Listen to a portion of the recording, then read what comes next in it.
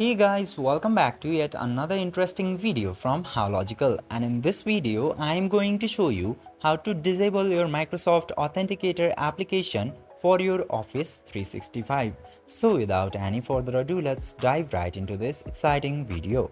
Now, in order to disable the Microsoft Authenticator, you just simply have to open this Authenticator application at first, and after opening the application, just simply unlock the application by using either your biometrics or pattern. Then after opening the application, you will get to see all of the activated authentication into here.